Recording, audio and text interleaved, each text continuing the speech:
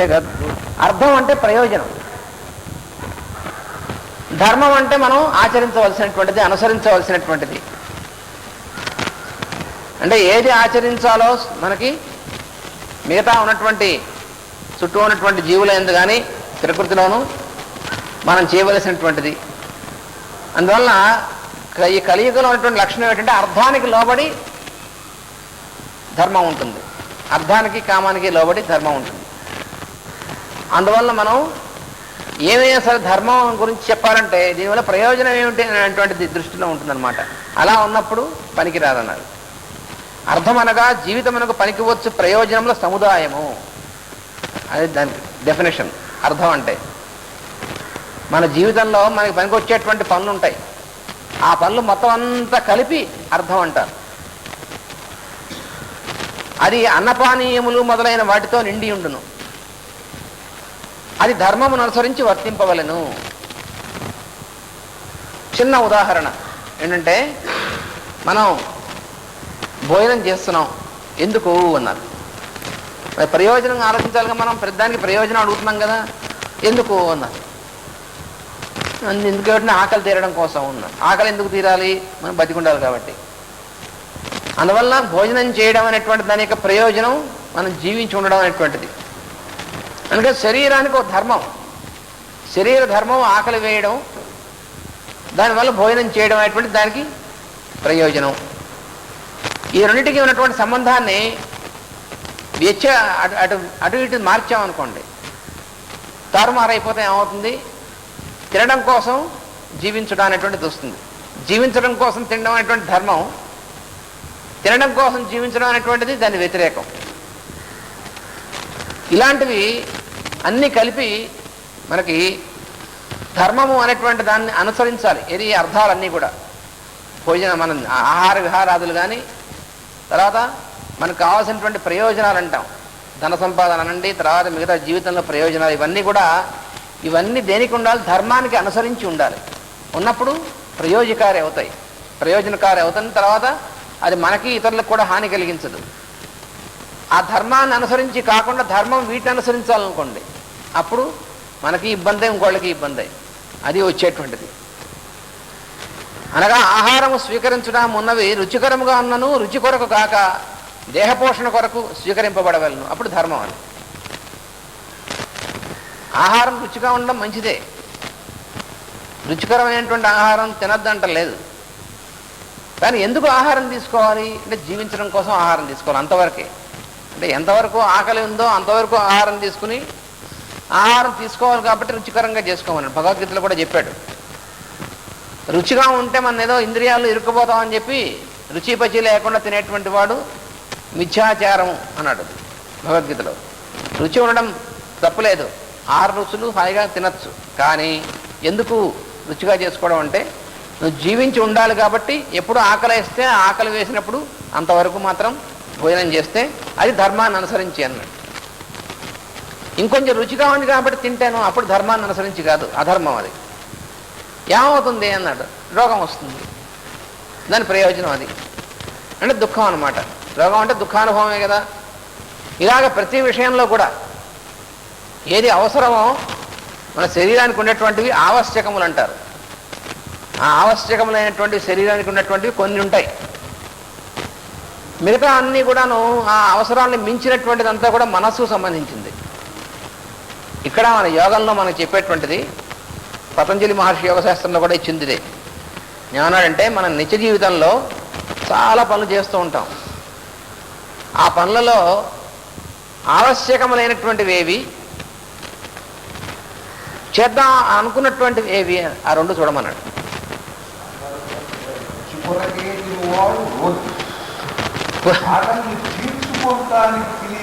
ఇవాడు యోగి. ఇంతే తేడా రోగికి యోగికి.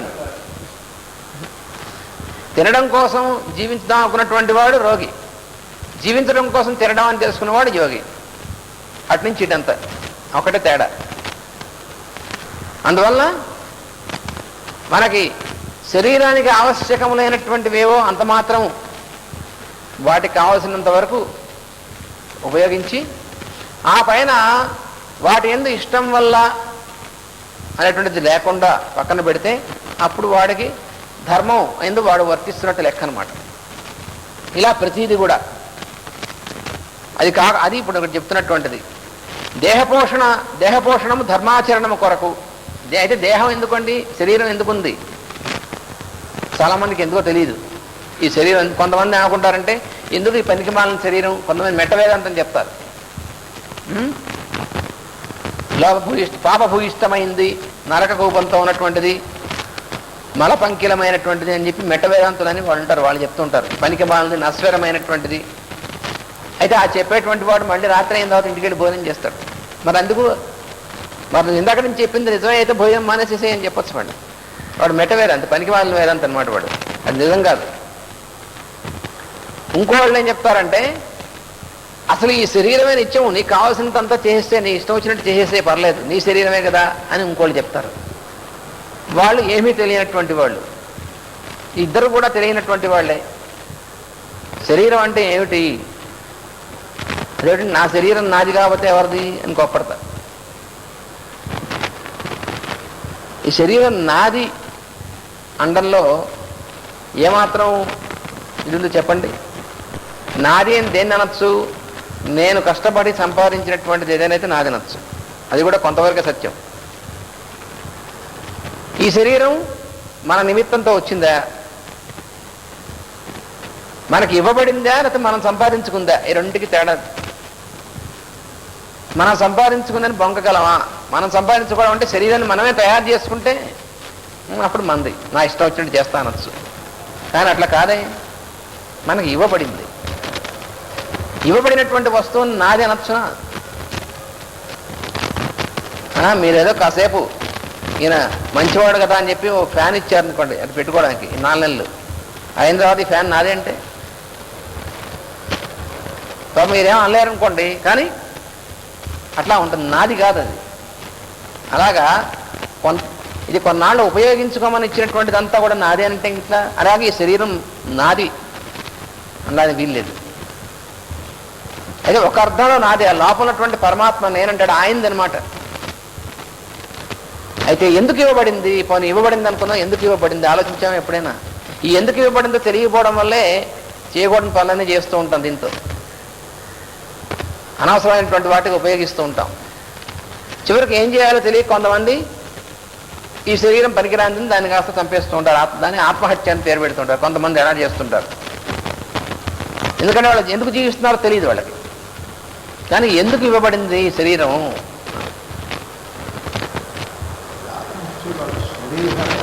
అదే చెప్పారు ఆయన, ఆత్మహత్య అని అంటూ ఉంటారు కానీ ఆత్మకి హత్య ఉండదు అసలు. మాస్టర్ గారు క్యాజెట్లో చెప్పారు ఉపన్యాసంలో.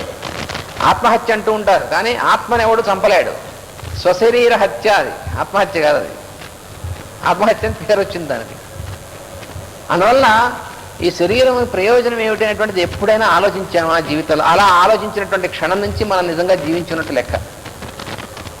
ఎందుకు ఇవ్వబడింది అంటే ఈ శరీరాన్ని ఉపయోగించి చుట్టూ ఉన్నటువంటి జీవుల రూపంలో ఉన్నటువంటి పరమాత్మను దర్శించి ఆ పరమాత్మను సేవించడం కోసమే శరీరం ఇవ్వబడింది.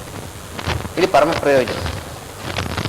ఇది ఎప్పటి నుంచి తెలుసుకుని ఆచరిస్తామో అప్పటి నుంచే మనం నిజంగా జీవించినట్టు. అంతకుముందంతా కూడా ఫర్ ఆల్ ప్రాక్టికల్ పర్పసెస్ అంటారు చూసారా, అలాగ ఊరికనే, కానీ నిజంగా జీవించినట్టు లెక్క కాదు. అందుకని దేహపోషణ ధర్మాచరణం కొరకు, ధర్మము లోకుల శ్రేయస్సు కొరకు. అందుకని మన శరీరం ఎందుకోసం అంటే లోకుల శ్రేయస్సు కొరకు. అదేమిటండి, చాలా మెటీరియలిస్టులు అయినటువంటి వాళ్ళు ఒప్పుకోరు. అదేమిటిది? పైగా దానికి ధర్మం కూడా చెప్తారనమాట. ఏమంటే తన్ను మాలిన ధర్మం మొదలు చెడ్డ బేరము ఇట్లాంటివన్నీ వస్తాయి. ఇప్పుడు తనకు లేకుండా ఇంకోళ్ళకి, తనకు లేకుండా ఎందుకు వచ్చింది నీకు? మనకు ఎందుకు వస్తుందంటే నా కోసం మాత్రమే అనుకున్నప్పుడు నాకు ఉంటుందేమో అనేటువంటి భయం వస్తుంది. ఇది ఎప్పటి నుంచి వచ్చిందో అప్పటి నుంచి ఈ భయం అనేటువంటిది వచ్చింది. మనకి వేదంలో, ఋగ్వేదంలో ఒక కథ ఉంది. ఆ కథలో మొట్టమొదట బ్రహ్మగారు సృష్టించేట కొంతమందిని.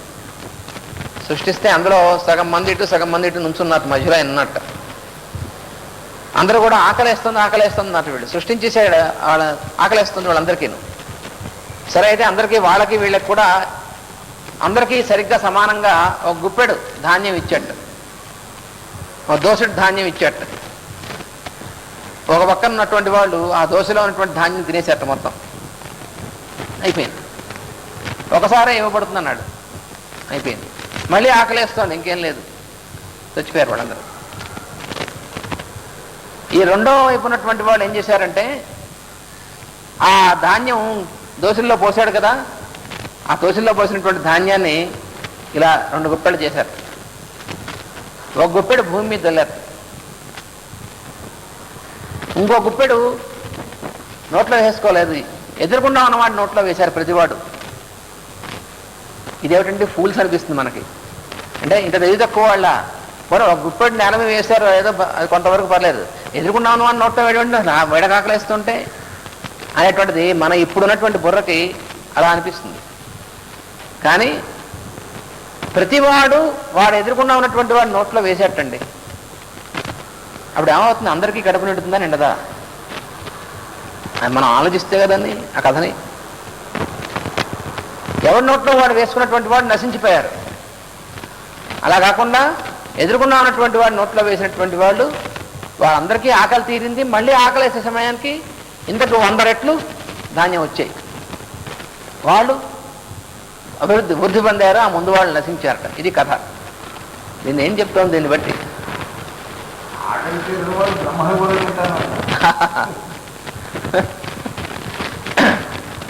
అందువల్ల నా కోసం నేను బతుకుతాను అనుకున్నటువంటి వాడు ఎప్పటికైనా సరే నశించక తప్పదు. ఇది ధర్మం, సృష్టి ధర్మం, ఇది పై ధర్మం. అది కనీసం మనం బాగుండడం కోసమైనా ఇంకోటి సేవ చేయాలి, అందుకోసమైనా చచ్చినట్టు. అందుకనే సృష్టిలో భగవంతుడు ఏం చేశాడంటే, ప్రతి జీవి కూడా తాను జీవించడం కోసం ఇతర జీవుల మీద ఆధారపడి ఉండేట్టుగా చేశాడు. అది ఏం చేసినట్టు చూడండి. ఏ జీవి అయినా సరే సృష్టిలో ఎవరి మీద ఆధారపడకుండా తనంతట తాను మాత్రమే మొత్తం జీవించగలిగినటువంటి జీవిని ఎక్కడైనా చూడగలమా? ఒక్క జీవిని చూపించండి చూద్దాం. సాధ్యపడదు. మామూలుగా సైన్స్లో చెప్తూ ఉంటారు, కొన్ని జీవులు పరాన్నభుక్కులు, కొన్ని మిగతా అందరూ కూడా మామూలుగా అందరూ పరాన్నభుక్కులే అలా చూస్తే. ఎందుకని అన్నారు. ఎందుకనంటే ఒకళ్ళ మీద ఇంకోటి ఆధారపడితేనే సృష్టి అనేటువంటిది ఉంది.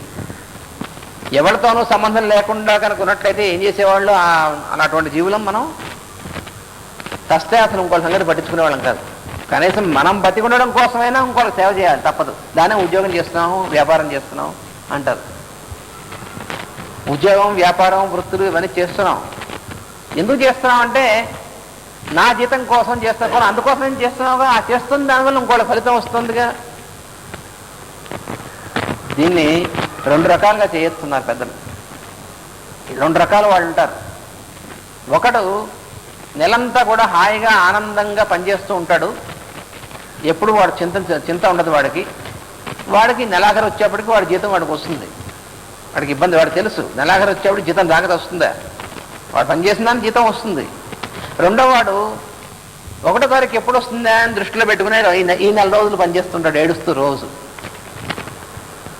ఇద్దరికి తేడా ఏమిటంటే, మొదటి వాడికేమో హాయిగా ఆనందంగా ఉన్నాడు, రెండో వాడికి జీతము ప్లస్ ఏడుపు 2. వీడు ఏడ్చినందుకు ఎక్స్ట్రా ఎవరన్నా ఓటీ ఇచ్చారండి? ఈ 4 రోజులు వీడు ఏడుస్తూ ఉంటాడు, అయ్యో 1వ తారీఖు ఎప్పుడు వస్తుందని. దీనికి ఓటీ ఎవరిని ఇస్తారా? ఎవరు ఇవ్వరు. చూసారా? అయినప్పటికీ వాడు పాపం 4 రోజులు ఆ 1వ తేదీ మీద దృష్టి ఉంటుంది వాడికి. ఇద్దరు అదే ఒకే పని చేస్తున్నారు, ఇద్దరికి ఒకటే జీతం వస్తుంది. మొదటి వాడు హాయిగా నిశ్చింతగా ఉంటాడు, రెండో వాడు ఎప్పుడూ ఏడుస్తూ ఉంటాడు. ఇది జీవితం మనం తెలుసుకోవాలి. దీన్నే భర్తృహరి అనేటువంటి కవి చక్కగా చెప్పాడు. రెండు రకాలుగా ఉండొచ్చురా అబ్బాయి అన్నాడు. ఎవరిని? మనల్ని. ఏమంటే కుక్క ఒక ఉదాహరణ, అలా అయినా జీవించవచ్చు, లేకపోతే ఏనుగులా జీవించవచ్చు. ఈ రెండిట్లో నీ ఇష్టం, ఎలా జీవిస్తావో జీవించన్నాడు. ఏమిటంటే కుక్క ఏం చేస్తుంటే 2 యజమానికి పనిచేసి పెడతాయి. కుక్క కూడా యజమానికి కాపలా కాస్తుంది, ఏనుగు కూడా యజమాని పనిచేసి పెడుతుంది. అయితే తేడా ఏమిటి అన్నాడు. కుక్క ఎప్పుడూను ఆ నేల మీద యజమాని కాళ్ళ దగ్గర పొర్లుతూ పొట్ట దువిస్తూ నాలుగలా నిలబెడుతూ ఉంటుంటారు. భర్తగారు చెప్పాడండి, అయితే ఏనుగు ఏం చేస్తుంది? అసలు ఏనుగు చేసేటువంటి పని కుక్క చేయలేదు. అసలు కుక్క ఉరికిన కాపలా కాస్తుంది, భవ్వు అని అరుస్తుంది. కానీ పెద్ద పెద్ద దూలాలు బరువులు ఎత్తగలిగినటువంటిది ఏనుగు. అంత పని అంతా చేసిన తర్వాత టీవీగా నుంచుంటుంది ఏనుగు అసలు అన్నాడు. గజపుంగవస్తు ధీరం విలోకయతి చేటసితైశ్చ భుంక్తే అన్నాడు. టీవీగా నుంచుంటుంది. అసలు నాకు ఆహారం పట్టడం కూడా అడగదు, మాట్లాడుకుని నుంచుంటుంది. వీడే చచ్చినట్టు ఆహారం తీసుకెళ్లి యజమాని దాని దగ్గర నుంచుని అది పైనుంచి అందుకుంటుంది, వీడి కింద నుంచి అందిస్తాడు. హాయిగా టీవీగా అందుకుని తింటుంది వాడు. పైగా దాని దగ్గర నుంచుని దాని తొండని నివృత్తు చచ్చినట్టు పెడతాడు వాడు.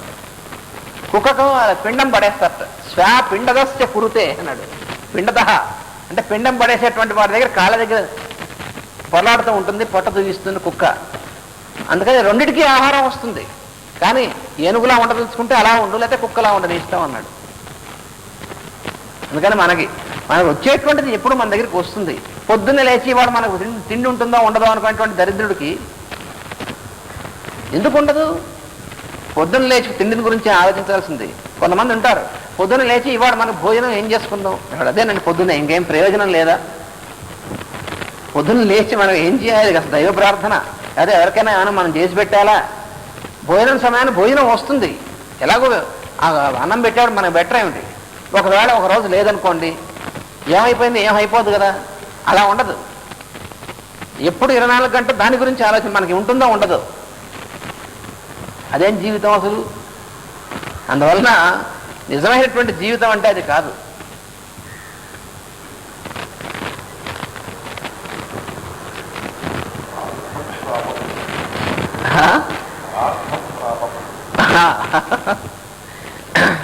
అందువలన ఇట్లు అర్థమును స్వీకరించుట ధర్మము కొరకు అగును. దేహపోషణ ధర్మాచరణము కొరకు, ధర్మము లోకుల శ్రేయస్సు కొరకు, శ్రేయస్సు వారి సంతోషము కొరకు. ధర్మం మనం ఆచరించడం ఎందుకంటే లోక శ్రేయస్సు కోసం. అదెందుకంటే వాళ్ళు సంతోషిస్తారన్నాడు. వాళ్ళు సంతోషిస్తే నాకేం వస్తుందండి అంటాడు. మనకి ఎప్పుడు ఇదే పక్క నుంచి. ఇంకోళ్ళు సంతోషిస్తే నీకేమో వచ్చింది అని, ఆ ఏమొచ్చింది కనబడేది ఏమి ఉండదు అక్కడ. కానీ ఇంకోళ్ళకి నువ్వు పెట్టి అప్పుడు నువ్వు తిన్నావు అనుకో, ఆ తినదానికి ఎవరికి పెట్టకుండా నువ్వు వండుకుని తినేసిన దానికి తేడా ఉందన్నట్టు. ఎవడైతే ఎవరికి పెట్టకుండా వండుకుని తినేస్తాడో వాడు పాపాన్ని వండుకు తింటున్నాడు అన్నాడు భగవద్గీతలో. పాపాన్ని ఈ భుజ్యతే ఆత్మకారణ, తన కోసం తాను వండుకుని తినేటువంటి వాడు పాపాన్ని తింటున్నాడు, జాగ్రత్త అన్నాడు. కొంచెం అవతల ఉన్నటువంటి వాడికి పెట్టి నువ్వు తింటే ప్రసాదం అవుతుంది, లేకపోతే పిండ కూడా అవుతుంది. పుణపకాదకులు అదేమిటండి అంటే, అవును మరి దాంట్లో ఉన్నటువంటి ఇంకోళ్ళకి పెట్టి నువ్వు తింటేటువంటిది ఆనందం కనిపించేటువంటిది కాదు కళ్ళకి. కంటికి కనిపిస్తే కానీ ఒప్పుకోను నీ వందని. కంటికి ఏం కనిపిస్తుంది? కొంతమంది అంటూ ఉంటారు, నా కంటికి కనిపిస్తే తప్ప నేను దేన్ని నమ్మనని. అంటే వాడికి అన్ని కనిపిస్తాయి కంటికి. కొంతమంది వాదిస్తూ ఉంటారు, చాలామంది ఉన్నారంట వాదించేవాళ్ళు. నా కంటి ఎదురుకుండా కనిపించిందానే నమ్ముతాను. అలా అయితే వారెవరు సార్ అన్నారు. అక్కడ ఫోటో ఉంటే మా నాన్నగారు అన్నాడు.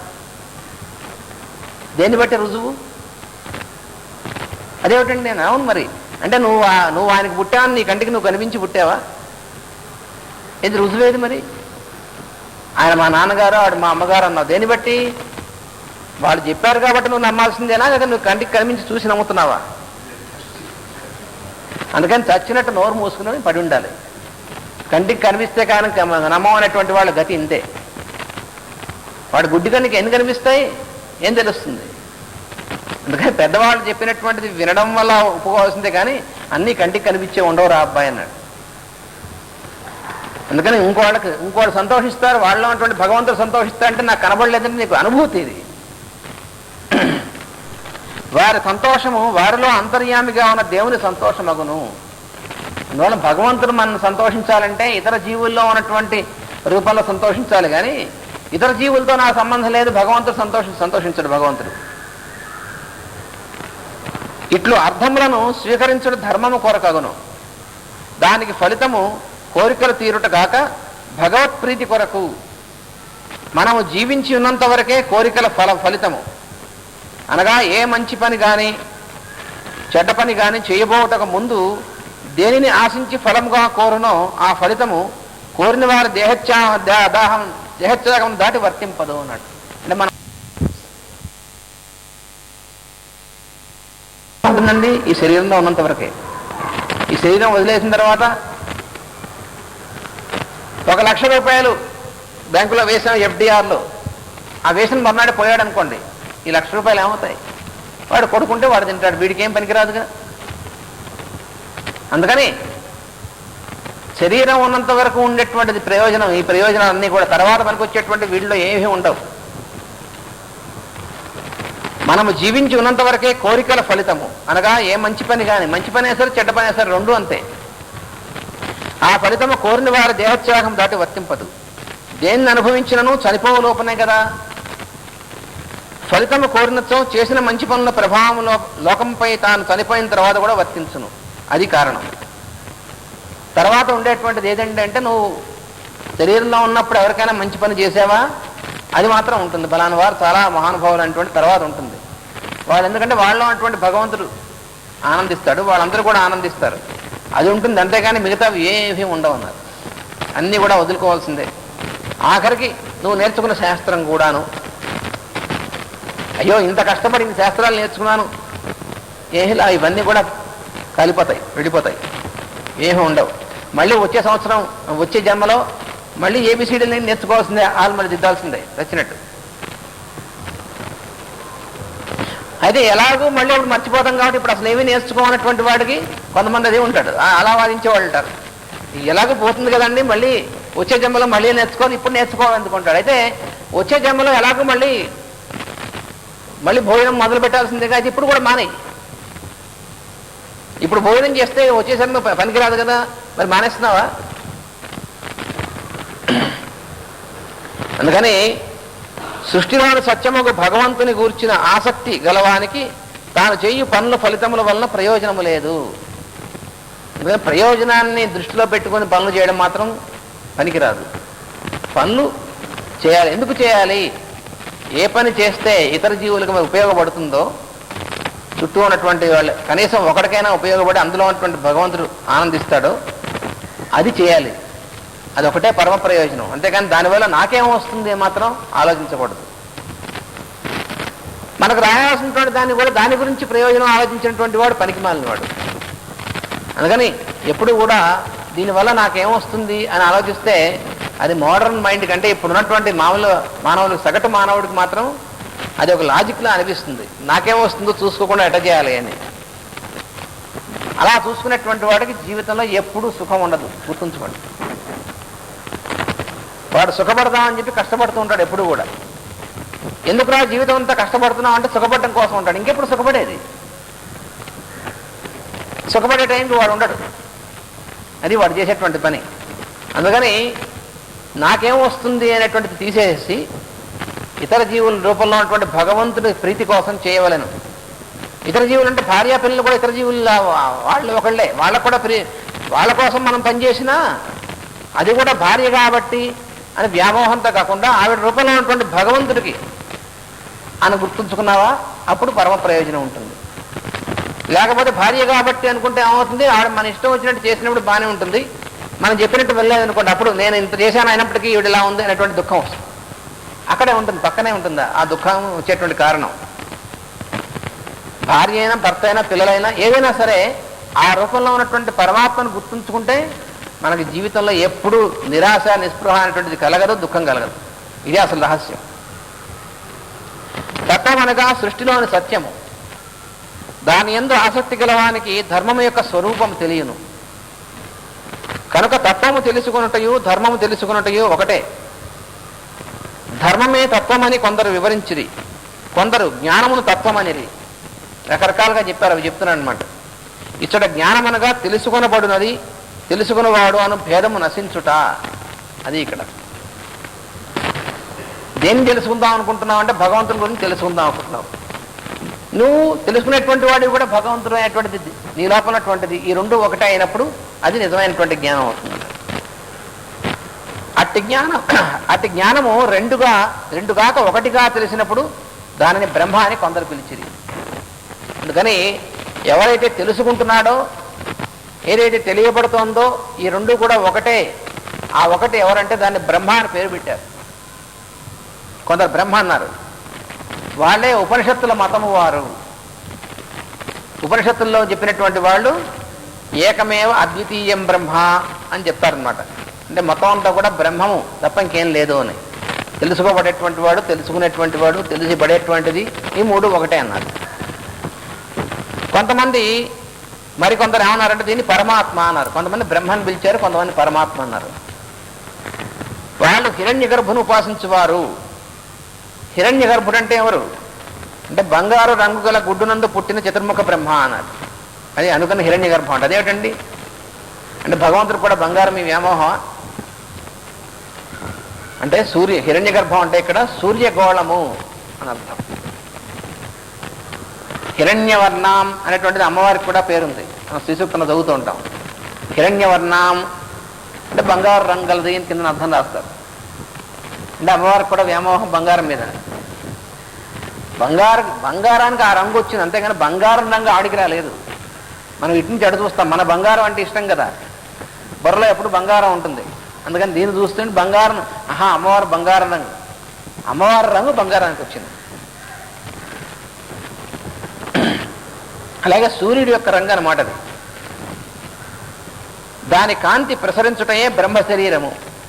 దాని అందే గ్రహగోళములు, ద్రవ్యములు, జీవులు పుట్టుతున్నారు ఆ సూర్యకాంతి నుంచి. అందుకని ఇది హిరణ్య గర్భము అంటారు. పై చెప్పిన రెండు కాని జ్ఞానమునే కొందరు భగవంతుడు అని పిలిచిరి. వారిని సాత్వతులు అందరూ. ఈ రెండు కాకుండా ఒకటిగా ఉండేటువంటి దాన్ని ఒకళ్ళు బ్రహ్మ అన్నారు, ఇంకోళ్ళు పరమాత్మ అన్నారు, ఇంకోళ్ళు భగవంతుడు అన్నారు. అనగా భక్తి మార్గం అవలంబించినటువంటి వాళ్ళు. భక్తి మార్గం ఎవరైతే అవలంబిస్తారో వాడు భగవంతుడు అంటారు. ఇన్ని పేర్లతో పిలిచినను వేదములు అన్నిటికీ అంతమైన పరమార్థం ఈ జ్ఞానమే.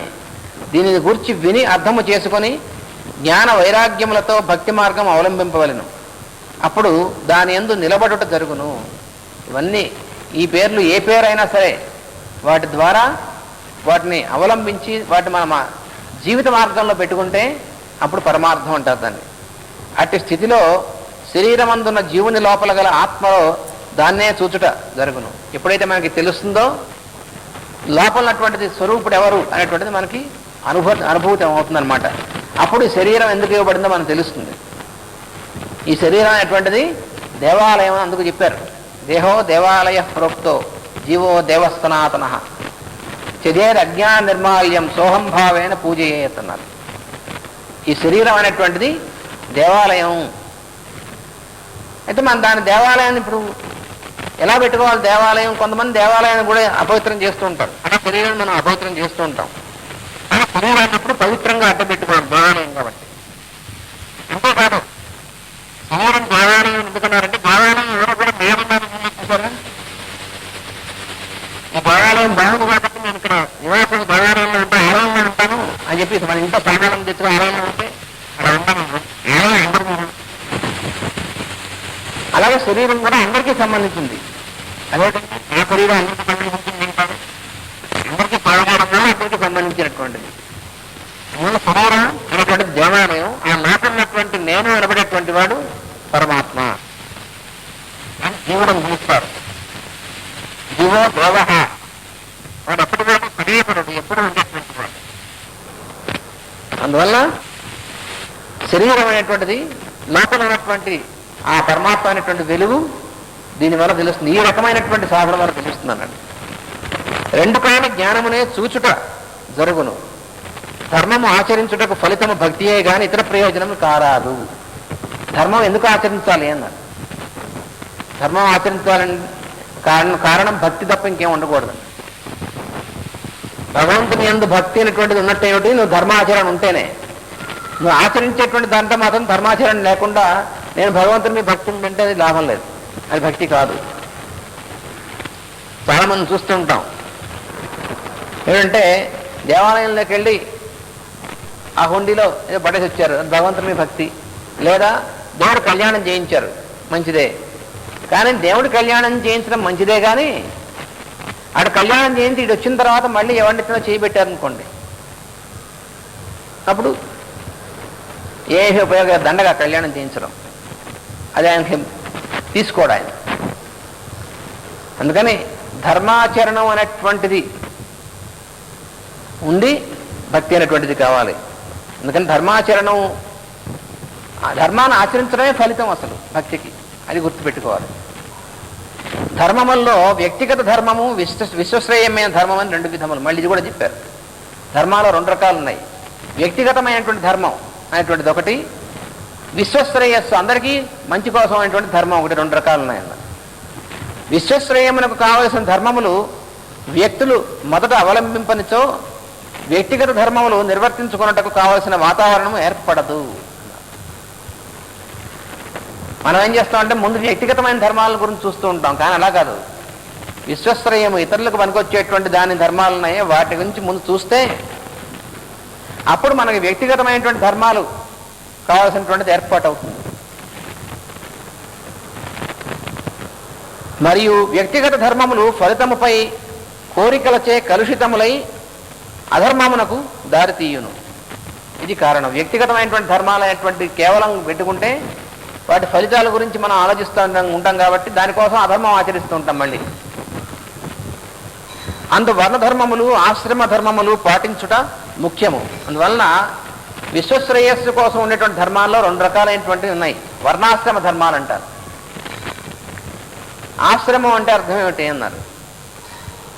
ఆశ్రమం అంటే ఇలా కట్టుకున్నటువంటిది, దీన్ని కూడా ఆశ్రమం అంటారు. కానీ అసలు ఆశ్రమం అనేటువంటిది మన జీవితంలో ఉన్నటువంటి 4 స్థితులు, వాటిని ఆశ్రమాలు అంటారు. అందులో మొట్టమొదటిది బ్రహ్మచర్యాశ్రమము అన్నారు, రెండోది గృహస్థాశ్రమము, తర్వాత వానప్రస్థము, తర్వాత సన్యాసం అనేటువంటి 4 ఆశ్రమాలు. ఈ 4 కూడా 4 స్థితులు. బ్రహ్మచర్యాశ్రమము అంటే ఎప్పటి వరకు మనం విద్యా సముపార్జనం అనేటువంటి చేస్తూ తర్వాత లోకం గురించి తెలుసుకొని లోకంలో ఉన్నటువంటిది అందరికీ ఎలా సేవించాలో తెలుసుకోవడం అనేటువంటిది ఇవన్నీ చేస్తూ గురువు దగ్గర విద్యాభ్యాసం చేస్తుండేటువంటిది బ్రహ్మచర్యాశ్రమం. ఆ బ్రహ్మచర్యాశ్రమంలో ఉన్నప్పుడు బ్రహ్మచర్యం అనేటువంటిది తప్పకుండా ఉండాలి. బ్రహ్మచర్యం అంటే ఇంద్రియ నిగ్రహం కాకుండా మనస్సు కూడా దానికి తగినట్టుగా నిగ్రహంలో ఉన్నటువంటిది బ్రహ్మచర్యాశ్రమం. ఆ తర్వాత గృహస్థ అవ్వాలి. ఇవన్నీ తెలుసుకున్న తర్వాత తాను గృహస్థ ఎందుకు అవ్వాలి అన్నాడు. గృహస్థ అయినప్పుడు మిగిలినటువంటి వాళ్ళందరికీ కూడా నువ్వు ఆధారం అవుతావు, అందుకు గృహస్థ అవ్వాల్సిందే. తర్వాత సత్సంతానాన్ని పొందేందుకోసం ఇందుకు గృహస్థ అవ్వాలి అన్నది. ఇది మనకి ఆశ్రమ ధర్మం అంటారు. తర్వాత కొంత గృహస్థధర్మం అయిన తర్వాత వానప్రస్థము అన్నారు. వానప్రస్థం అంటే వనమునందు ఉండుట అని అర్థం. అంటే అయ్యో అడవికి ఇలా వెళ్ళిపోతామండి, అడవికి వెళ్ళిపోకపోయినప్పటికీ కొంత వయస్సు వచ్చిన తర్వాత నువ్వు తర్వాత సంతానాన్ని నువ్వు కన్నటువంటి వాళ్ళని ప్రయోజకులు చేసి వాళ్ళకి త్వరలో అన్నీ అప్పచెప్పి ఆ తర్వాత నువ్వు పరమార్థం వైపుకు చేయాలి. అంతేగాని ఇంకా వెయిట్ చేసి ఇంకా తర్వాత చూస్తాను అంటుంటారు. ఏమయ్యా ఏం పరమార్థం ఇప్పుడే వచ్చింది తొందర పరమార్థం అండి అని. ఇప్పుడేమిటి, ఎప్పుడు కూడా పరమార్థం అనేటువంటిది ముందు ఆలోచించుకోవాలి. వానప్రస్థం అనేటువంటిది కూడా తప్పకుండా ఆచరించవలసినటువంటిది. కొంతమంది ఉంటారు 60 ఏళ్ళు 70 ఏళ్ళు వచ్చినా కూడా ఇంకా వాళ్ళకి తృష్ణ తీరనటువంటి వాళ్ళు ఉంటారు. అటువంటి వాళ్ళు చాలామంది. వాళ్ళకి వానప్రస్థం అసలు తెలియదు, సన్యాసం అంతకంటే తెలియదు. సన్యాసం అంటే ఎర్రబట్టలు కట్టుకోవడం అనుకుంటారు. ఎర్రబట్టలు కట్టుకోవడం కాదు సన్యాసం అంటే. వానప్రస్థం అనేటువంటిది కూడా అయిన తర్వాత చివరి స్థితి వస్తుంది. ఆ చివరి స్థితిలో పూర్తిగా ఇంకా శరీరం వదలడానికి దగ్గర పడుతున్నాం అనమాట. అప్పుడు ఇక అది అప్పుడు ఇంకా కాస్త జాగ్రత్త పడాలి. ఎందుకంటే తర్వాత మళ్ళీ మనకి అవకాశం ఉండదు. శరీరం ఉన్నంత వరకే సాధన. శరీరం వదిలిన తర్వాత మళ్ళీ శరీరం వచ్చిన తర్వాత సాధన మొదలవుతుంది. మధ్యలో సాధన ఏమి ఉండదు. అది చాలామంది తెలియదు. శరీరం వదిలేసిన తర్వాత మోక్షం అనుకుంటారు. ఏం కాదు. శరీరం ఒకసారి వదిలేసామంటే మళ్ళీ శరీరం వచ్చినప్పుడే ధర్మ సాధన. అంటే అంతవరకు ప్రోగ్రెస్ ఎంత ఉందో అంతవరకే ఉంటాం మనం. మళ్ళీ జన్మ ఎత్తిన తర్వాత మళ్ళీ ప్రోగ్రెస్ ముందుకెళ్ళేది అప్పటి నుంచే. కానీ ఈ మధ్యలో ఏమీ ఉండదు, గాలిలో వేలాడుతూ ఉండాల్సిందే. దాంట్లో ఏమీ సందేహం లేదు. ఈ శరీరంలో ఉన్నప్పుడు ఎంత ఎక్కువ మనకి మమకారాలు, తర్వాత ఎంత ఎక్కువ వ్యామోహాలు ఉన్నాయో అంతవరకు గాలిలో ఎక్కువ వేలాడతాం. అది జరిగేటువంటిది. అది తెలియదు చాలామందికి. మన శరీరం వదిలేయడం అంటే భౌతికమైన శరీరం వదిలేసిన తర్వాత కామ శరీరంలో ఉంటాం. సామాన్య జీవులందరూ కూడా కామ శరీరంలో ఉంటారు. ఆ కామ శరీరంలో ఉన్నటువంటిదే సుమారుగా 12 రోజులు అనమాట. అది మనం చేసేటువంటి కర్మ అంతా. సామాన్యమైనటువంటి వాళ్ళకి 10-12 రోజుల్లో అవన్నీ వదిలిపోతాయి. వదిలిపోయి కామ శరీరం కూడా వదిలేస్తారు. వదిలేసి అప్పుడు లింగ శరీరం అయినటువంటి దాంతో పితృదేవతల దగ్గర అంటే చంద్రుల్లోకి వెళ్ళడం రావడం ఇదంతా ఒక ప్రాసెస్, సైంటిఫిక్ ప్రాసెస్ అది. ఆ తర్వాత మళ్ళీ వచ్చి గర్భస్థులు అవుతారు. కొంతమంది ఉంటారు ఈ శరీరంలో ఉన్నప్పుడు విపరీతమైన వ్యామోహాలు ఉన్నటువంటి వాళ్ళు. వాళ్ళకి ఈ 10-12 రోజులతో వదలదు. వాళ్ళే కొన్ని నెలల్లో కొన్ని సంవత్సరాలు అలా వేలాడుతూ ఉంటారు. ఎంత ఎక్కువ వ్యామోహంలో ఉంటారో వాళ్ళు అంత ఎక్కువ దాంతో కొట్టుకోవాలన్నమాట. దాన్నే యాస్ట్రల్ బాడీ అంటారు. అంటే ఏం జరుగుతుంది శరీరం వదిలేసిన తర్వాత అన్నాడు. నరకానికి వెళ్తారు. అక్కడెక్కడో నూనెలో వేయిస్తారట, చక్రాల కింద పళ్ళ కింద నొక్కుతారట. అంటే ఏమిటి? ఎక్కడో ఏం వేయించక్కర్లేదు. ఎలా ఉంటుందంటే నరకానుభవం అంటే ఎలా ఉంటుందంటే చిన్న ఉదాహరణ. రోజు పొద్దున్న లేవగానే ఒక గ్లాసుడు చిక్కటి కాఫీ తాగడం అలవాటు ఉందనుకోండి. వాడు శరీరం వదిలేసిన తర్వాత మర్నాడు పొద్దున్న అదే సమయానికి కాఫీ తాగాలి అని లాగుతూ ఉంటుంది. కానీ శరీరం ఉండదు. ఇంటి వాళ్ళంతా కాఫీ తాగుతూ ఉంటారు. వీడి తాగడానికి వీడి నోరు లేదు, తస్తూ ఉంటాడు. అది నరకం అంటే. అంతకంటే ఏం కావాలి నరకం అంటే? అంటే దేని అయితే తీవ్రమైన వ్యామోహం శరీరంలో ఉన్నప్పుడు ఉందో అది పట్టుకుని పీడిస్తూ ఉంటుంది అక్కడ. అది నరకం అంటే. అందుకు చెప్పింది అదే నాయన వ్యామోహాల నుంచి జాగ్రత్త తప్పుకో ముందే అని. ఎవడైతే శరీరం వదిలే సమయానికి భగవత్ స్మరణ తప్ప ఇంకేం లేకుండా ఉంటాడో వాడికి శరీరం వదలంగానే కామ శరీరం వదిలి వెళ్ళిపోతాడు. వాడి ఉండడు. వాడికి ఈ బాధంతా ఉండదు. వాడికి స్వర్గానుభవం అంటే నరకానుభవం లేనటువంటి వాడు. అందుకని శరీరం వదిలేప్పుడు వీటి గురించి డాక్యుమెంట్స్ గురించి లేకపోతే అందరూ నా చుట్టూ ఉండండి అనేటువంటి వాడు వాళ్ళకి వ్యామోహం ఎక్కువ ఉన్నటువంటి వాడికి ఈ నరకం అంతా ఉంటుంది. అలా కాకుండా భగవత్ స్మరణతో శరీరం వదిలేటువంటి వాడికి ఏమీ ఉండదు. ఈ శరీరం వదలంగానే కామ శరీరం కూడా అక్కడే వదిలేసి వెళ్ళిపోతాడు వాడు. అయితే వదిలేసి వెళ్ళిపోయినటువంటి వాడు కర్మ ఎందుకు చేయడం అంటారు. మళ్ళీ కొంతమంది ఇటు నుంచి వాదిస్తుంటారు. కర్మ చేసేటువంటి వాడి కోసం కాదు. ఇది చాలామంది తెలియదు. పితృకర్మలు ఎందుకు చేయాలి? ఏం కనిపించరు కదా అంటారు. పితృకర్మ ఎందుకు చేయాలంటే ఎవడైతే చేస్తున్నాడో వాడి ప్యూరిఫికేషన్ కోసం. అది చేసి ఆ పోయినటువంటి వాడి కోసం కొంతవరకే, ఎక్కువగా వీడి కోసమే అది. అందువలన నరకానుభవం ఎలా ఉంటుంది? శరీరం వదిలిన తర్వాత ఏమవుతుందంటే అలా ఉంటుంది. శరీరం వదిలిన తర్వాత ఎందుకంటే శరీరంలో ఉన్నప్పుడే దానికి కావాల్సినటువంటి సాధన మనకు కావాలి. శరీరం వదిలిన తర్వాత ఏ సాధన ఉండదు.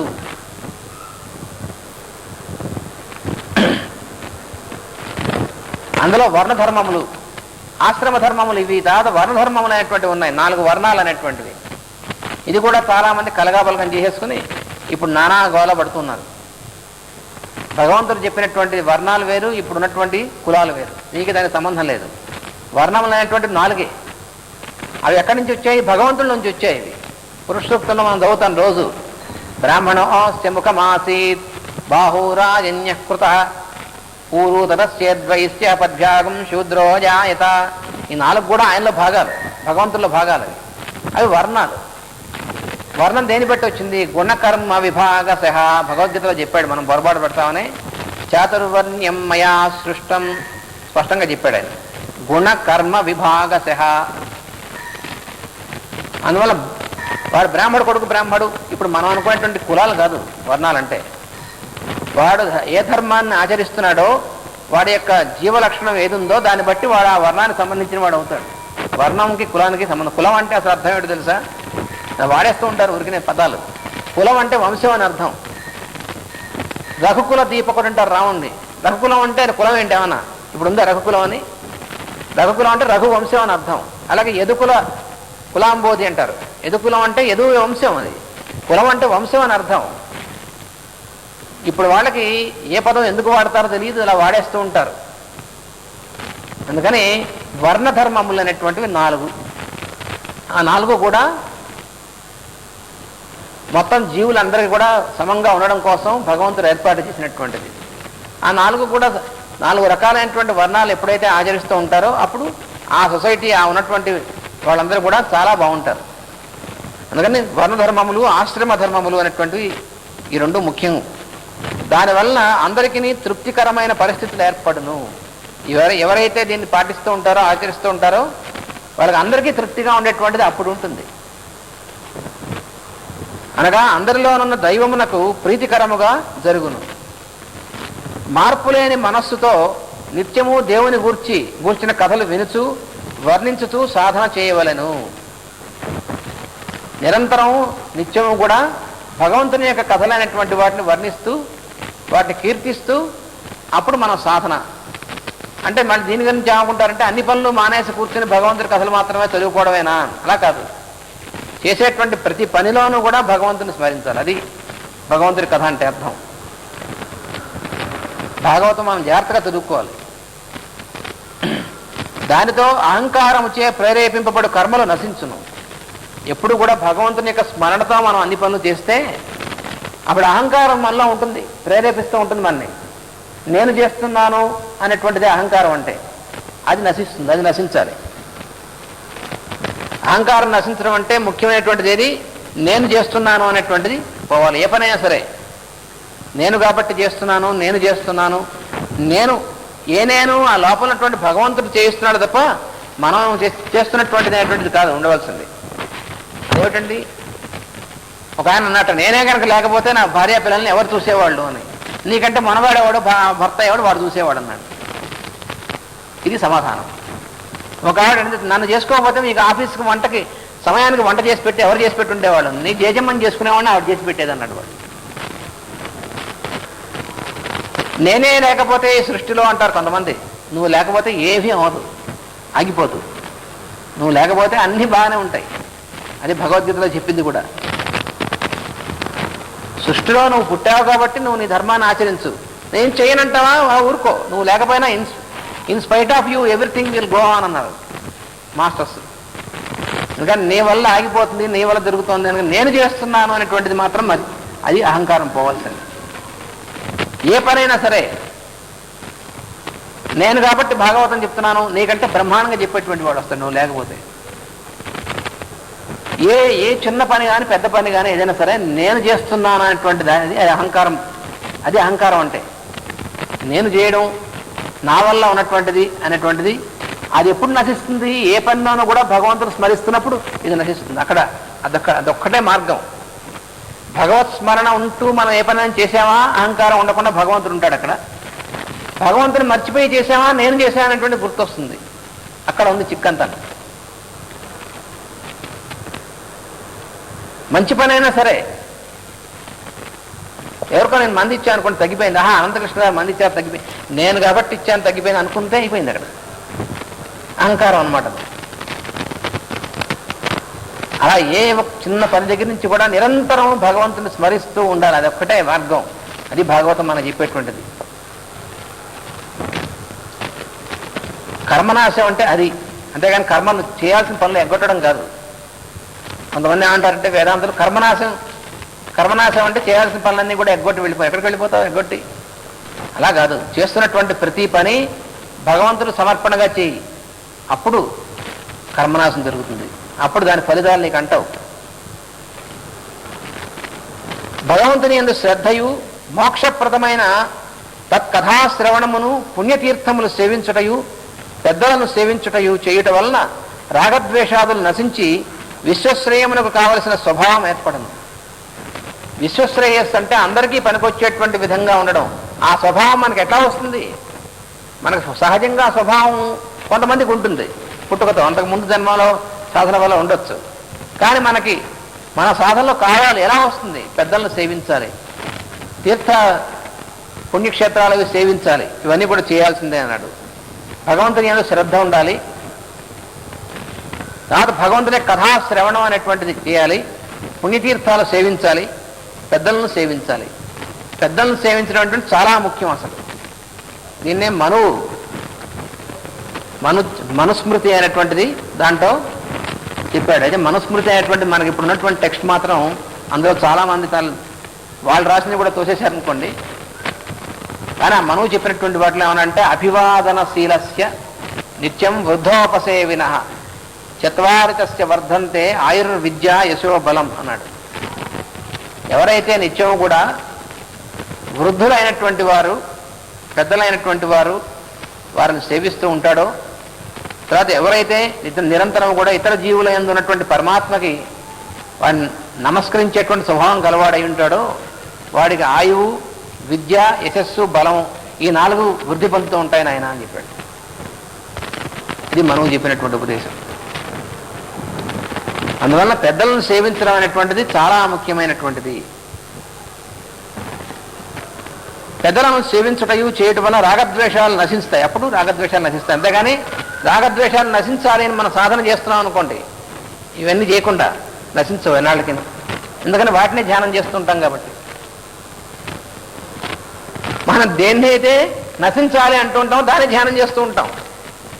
శత్రువులందరూ నశించాలి అని రోజు అనుకున్నాడు, వాడు శత్రువునే ధ్యానం చేస్తున్నాడు. ఇంకెక్కడ నశిస్తుంది? శత్రువు ఎక్కడున్నాడు? మన మనసులో ఉన్నాడు, అక్కడ వాళ్ళలో కాదు ఉంది. బలానా ఆయన నాకు శత్రువు, ఆయన తీసుకొచ్చి టెస్ట్ చేయండి, బ్లడ్ టెస్ట్, ఆయన టెస్ట్లో అయినా శత్రువు అని వస్తుందా? బలానా ఆయన నాకు మిత్రుడు, శత్రువన్నా మిత్రుడన్నా ఎక్కడ వీడి మనస్సులో ఎవడైతే భావిస్తున్నాడో వాడి మనస్సులో కానీ అవతల వాడిలో ఏముండదు. అందువలన శత్రువులు నశించాలి అని వీడు రోజు స్మరించాడనుకోండి, అంటే శత్రుత్వాన్ని ధ్యానం చేస్తున్నాడు కాబట్టి వీడు శత్రువు అవుతాడు. వీడే శత్రువు అవుతాడు చాలామందికి, అది తెలియదు చాలామందికి. వేదంలో ఓ చోట మంత్రం ఉంది ఒకటి, ఇంద్రశత్రువు నాశేయత్ అని. ఇంద్రుడి యొక్క శత్రువు అయినటువంటి వాడు నశించాలి అని మంత్రం ఉంది. వాడిని నశింపజేస్తామని వాడు యజ్ఞం చేయాలన్నమాట. వాడు ఎవడు తెలియక కొంచెం విరిచి ఇంద్రుడు శత్రువు అయినటువంటి ఇంద్రుడు నశించాలి అని చెప్పి వాడు యజ్ఞం చేసేట. ఇంద్రుడు శత్రువు అంటే వీడు రాక్షసుడు అయ్యాడు చేసేటువంటి వాడు. అందువల్ల శత్రువులు నశించాలి అనేటువంటి ధ్యానం చేయాల్సింది. మన మనస్సులో ఉన్నటువంటి రాగద్వేషాలు పోయేటువంటి ప్రయత్నం ఇలా చేయాలి. కానీ రాగద్వేషాలు ధ్యానం చేస్తుంటే చాలామంది తెలియదు. ఒక ఆయన అన్నాడు, నాకు చుట్టాలందరూ పనికిరారండి, నేను చుట్టాలను ఎవరు నమ్మను,